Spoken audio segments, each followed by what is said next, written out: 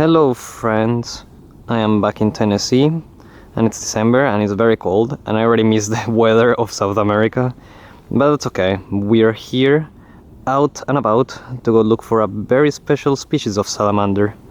I'm gonna be quite careful with what I say and what I show in this episode just because they're very endangered, but I do wanted to do an episode just about this species just because, you know, to talk about how endangered they are and conservation efforts and stuff like that. So I hope you all enjoy this episode, and yeah, let's get going. Alright, so what I mean with careful with what I show is that they only really use a specific type of habitat. I'll talk more about it later, but we're here, so let's start looking for them. Alright, here is the first guy. So this is the stream-side salamander, one of the 6 ambistomid species that we have here in Tennessee.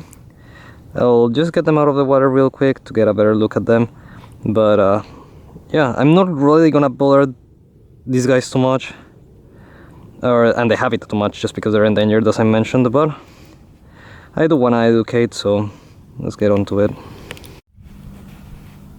Alright, here they are. Absolutely beautiful salamander. Definitely one of my favorites around here. I think they may be my second favorite ambistomid behind the marbled salamanders in how they look, and also just the fact that they're so threatened just, you know, inspires me to understand them a lot better and stuff. This winter I'm gonna try to focus in trying to find new spots where they are. This past year or so, the range has been extended by multiple people, you know, volunteering, and people from Tennessee Department of Conservation looking at new spots. And recently then there was a new county record for Chinham County, which is really amazing. So yeah, we love these stream-side salamanders here and it's time to protect them. But yeah, I'll try to find a couple more and probably just leave them be, but I'll talk more about conservation efforts here soon. There's a chorus frog calling somewhere. I'm pretty sure. Huh. That's unexpected. I'm gonna see if I can find them, but I'll put this guy back. No, I think the chorus frogs they're not in the water, I don't think. I think they're on somewhere in this like grass. It's quite interesting. Huh. I wouldn't really expect to see chorus or hear chorus frogs until like February, but quite interesting. Alright, phone recording here, but there's 3 of them under this rock. And most importantly, here's a nest. This is very cool. Okay, so these salamanders do breed between December and January. I have surveyed other spots, but I haven't really seen the adults, so I'm assuming they'll get to the breeding spots later. These spots do have them right now, but yeah. Pretty cool to start seeing eggs right now. So they do lay the eggs like on top of the rocks, but it has to be a very specific type of rock, like these flat slabs and whatnot. Obviously I'm gonna be very gentle with this here. I was hoping I would avoid nests, but it's just that time of the year, so it'll be like that. These salamanders do live underground, just like other more salamanders, so they're pretty difficult to find in other times of the year. They're pretty much just out at this time, and then the adults are gone. But yeah, I'll get these guys out of the rock, just flip it back gently, and we'll see if we find some more, hopefully avoid some more nests. But yeah, very cool. And then I'll talk about the habitat a little bit and the conservation efforts. Alright, very nice. I just found an individual and no eggs inside, so I'll use this little guy to talk about them a little bit more. Look at this guy. They're so cute. I think they're a male. During breeding season, the males have a swollen cloaca. That's how you would differentiate between male and female. So this one did have a swollen cloaca, it seemed like. Anyway, I wasn't really, you know, blurring them too much, but yeah. So the reason why these guys are so endangered here in Tennessee is because their range is really small. I don't want to go into specifics, but really only a few counties have this species, from what it's known so far anyway. There's other populations higher up north, but the Tennessee one is just completely fragmented, which is pretty weird. There's new research being done. I think I mentioned that earlier, but there's more counties that have gotten streamside salamanders, like Cheatham County. So it is pretty cool. But yeah, there's a ton of research being done with streamsides, not just like, you know, surveys and whatnot, but to understand the temperature, like when do they come out compared to their northern counterparts and stuff like that. And also tons of habitat restoration. So I'll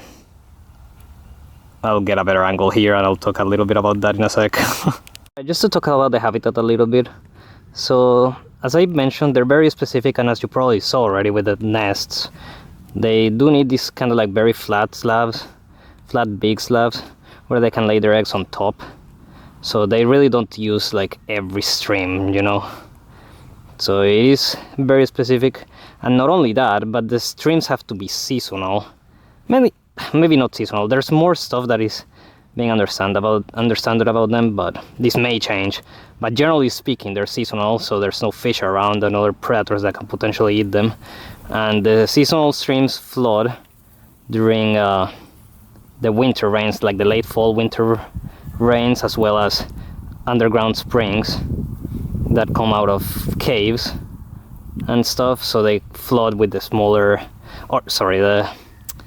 the lower temperatures, so it just doesn't evaporate, and that gives them perfect habitat like this to be able to breed in. So the more we understand these types of habitats that they use, the better, you know, to protect species like this. But yeah, unfortunately, just they're found in so many urban areas, and so many of the historic sites are like literally behind houses and stuff, and kind of disappeared in the past few years just because there's constructions going on and whatnot. And unfortunately, not only these salamanders get affected, but other herps, birds, you know, tons of other animals. Crayfish over here are also super, like some species of crayfish are super endangered too. So it is just a shame. We just don't understand what we have in these areas, and animals like this just, you know, end up getting extirpated or extinct locally before we even know. And especially for a salamander, that's, you know, who's gonna think to go flip rocks during the winter and find salamanders, you know. But these little guys are very, very important, and it is important just to understand them and do more conservation work with them. And I'm very glad, you know, Tennessee Department of Conservation is very on top of what they're doing. So hopefully in the next year or two we'll have way more information of them and be able to protect them a lot better. Anyway, let's see if we can find a couple more. I'm just gonna leave this guy be and probably call it a day. Alright, little guy, thank you for being my model today. You did really well. So it's time to put you under your rock again. There you go. Oop. Alright, we'll see if we find some other salamanders and then call it a day. You know, I don't want to bother them too much, so... But yeah, very nice. Alright, I think this is definitely how I'm gonna end it. There's 4 right here, and there's a ton of eggs right there, so I definitely don't want to bother them anymore. But yeah, I hope I was able to shed some light on these beautiful salamanders, and I hope you all have a fantastic day. Bye bye. I'll be sure to, you know, make these salamanders are safe and sound under the rock again. But yeah, you all have a nice day. Take care.